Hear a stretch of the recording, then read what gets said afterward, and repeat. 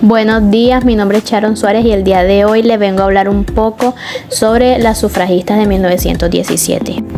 Bueno, primero comenzaré hablando un poco de quiénes fueron ellas. Durante las últimas décadas del siglo XIX, algunas activistas latinoamericanas habían comenzado a organizarse para reclamar el derecho de las mujeres a votar en las elecciones democráticas. Desde el 10 de enero de 1917, las sufragistas decidieron concentrarse diariamente frente a la Casa Blanca. Sus protestas no tuvieron apenas repercusión durante los primeros meses, pero el 20 de julio de 1917 estalló el escándalo. Durante la visita de una delegación rusa a la Casa Blanca, las sufragistas decidieron exhibir una pancarta que decía: "Nosotras las mujeres de Estados Unidos podemos afirmar que Estados Unidos no es una democracia.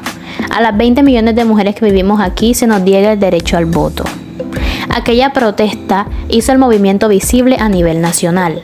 El gobierno de Estados Unidos se había embarcado en la Primera Guerra Mundial y exigía a las mujeres unirse al esfuerzo de la guerra. Entonces, ¿por qué no podemos votar?, respondieron las feministas.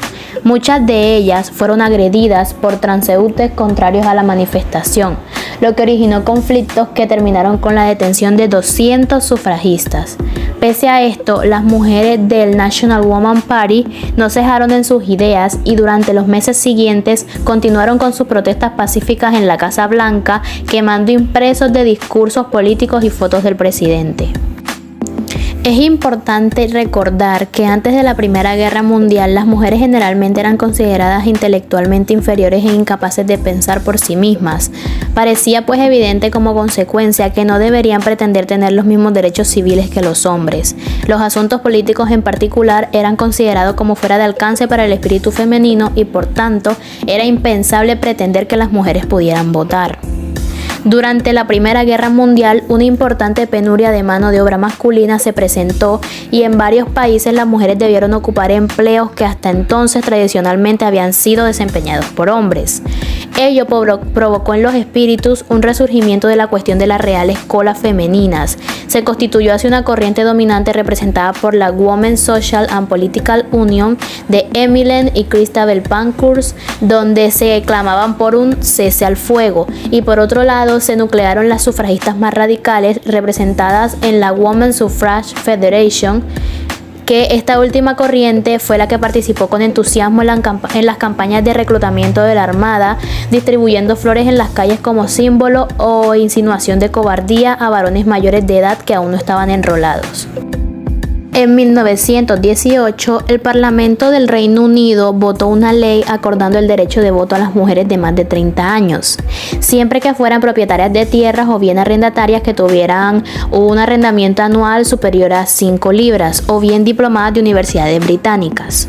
En 1928, o sea 10 años más tarde, el estatus de electoral cambió, equiparando las condiciones de hombres y mujeres. El Reino Unido fue así el octavo país en el mundo en instaurar el derecho de voto a las mujeres.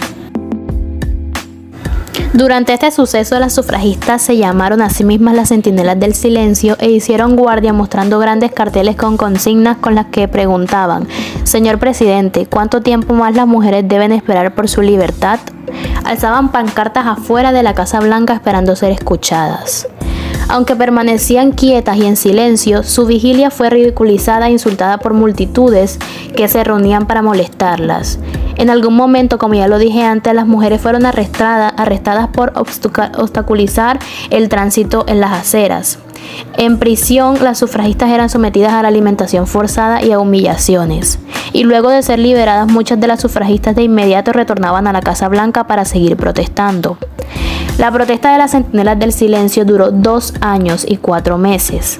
Su protesta terminó en 1919, el día que tanto el Senado como la Cámara de Representantes aprobaron la enmienda 19 a la Constitución de Estados Unidos, concediendo a las mujeres el derecho a votar desde el año siguiente. Gracias a sus ideas, lograron tener proyección nacional y ese mismo año se nombró a la primera mujer congresista en Estados Unidos, Janet Rankin, y comenzó a aprobarse el sufragio femenino en todos los estados del país. A partir del siglo de las luces, la cultura europea va atribuyendo a la mujer un papel más abierto y la revolución industrial primero y las grandes guerras de este siglo después sitúan a las mujeres en el proceso de producción.